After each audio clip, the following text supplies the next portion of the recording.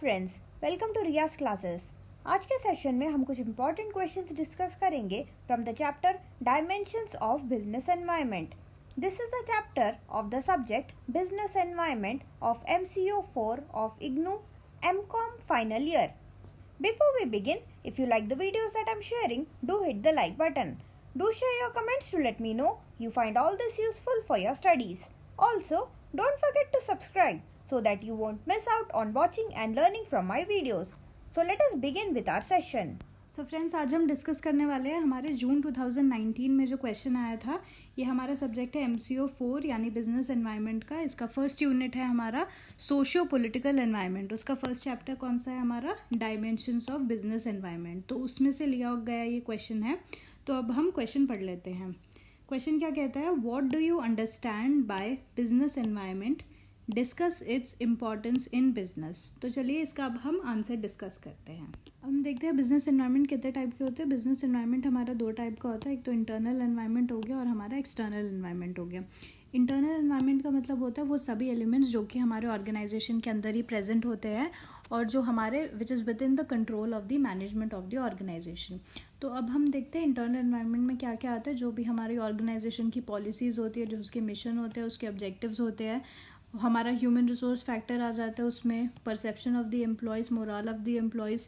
फिर हमारे क्या आता है? फाइनेंशियल फैक्टर्स भी आ जाते हैं, जैसे कि कैपिटल स्ट्रक्चर कैसा होगा, हमारी फंडिंग क्या क्या होगी। तो ये सब हमारा किसको इन्फ्लुएंस करता है? ये हमारा एक ऑर्गेनाइजेशन की कॉरपोरेट इमेज और ब्रांड वगैरह इस पर डिपेंड करता है। क्या चीज़? हमारा इंटरनल एनवायरनमेंट। अब हम देखते हैं एक्सटर्नल एनवायरनमेंट क्या होता है। एक्सटर्नल एनवायरनमेंट का मतलब होता है वो सभी फैक्टर्स जो कि which is outside the control of the management of the organisation. तो एक्सटर्नल एनवायरनमेंट में हमें क्या क्या होता है? बहुत सारे अपॉर्चुनिटीज़ होते हैं और बहुत सारे थ्रेट्स होते हैं। तो ये हमारे एनवायरनमेंट स्कैनिंग पे डिपेंड करेगा, हम कैसे इनको आइडेंटिफाई करते हैं और हमारा बिजनेस स्ट्रैटेजी इस हिसाब से कैसे हम बनाते हैं। अब हमारा जो एक्सटर्नल एनवायरनमेंट है इसमें क्या क्या आता है? इसमें आता है हमारा इकोनॉमिक एनवायरनमेंट, पॉलिटिकल और legal environment, socio cultural environment, demographic environment और टेक्नोलॉजिकल एनवायरनमेंट। हम देखते हैं कैरेक्टरिस्टिक्स ऑफ बिजनेस एनवायरनमेंट चार होते हैं हमारे। पहला तो होता है डायनामिक इन नेचर, फिर आता है complex in nature, multifaceted nature और फार रीचिंग इम्पैक्ट। तो डायनामिक इन नेचर का मतलब क्या होता है? हमारे जो कंपोनेंट्स होते हैं, हमारे जो फैक्टर्स होते हैं बिजनेस एनवायरनमेंट में, वो हमारा क्या होता है? It keeps on changing. जैसे हमारा एम्प्लॉयज़ हो गए, हमारे रिसोर्सेज हो गए, हमारी जो स्ट्रैटेजीज़ है, रॉ मटेरियल्स है, वो क्या हो रहा है? It keeps on changing. तो हमें स्ट्रैटेजी भी इस हिसाब से बनानी होती है। फिर आते हैं हमारा complex in nature. Complex in nature का मतलब क्या होता है? बिजनेस एनवायरनमेंट में बहुत सारे फैक्टर्स, कंडीशंस, इन्फ्लुएंसेस और इवेंट से बना होता है। तो इन सब का क्या होता है? वो मिलके एक नया इन्फ्लुएंस बनाते हैं हमारे ऑर्गेनाइजेशन पे।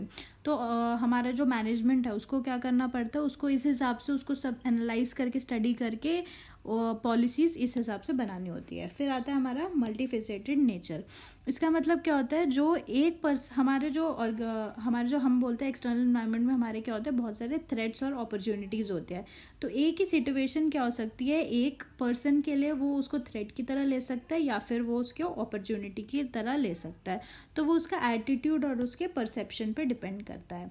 फिर आते हैं हम far reaching impact. Far reaching impact का मतलब होता है जो भी हमारा ऑर्गेनाइजेशन, जो भी स्ट्रैटेजीज़ वगैरह बनाते हैं, तो उसका क्या होता है? उसके ऑर्गेनाइजेशन के लॉन्ग टर्म सर्वाइवल, ग्रोथ वगैरह पे बहुत ही बड़ा इफेक्ट होता है। तो ये सब थे हमारे characteristics of business environment. Thank you so much for watching. Like, share and subscribe to Riya's classes. Thank you and bye bye.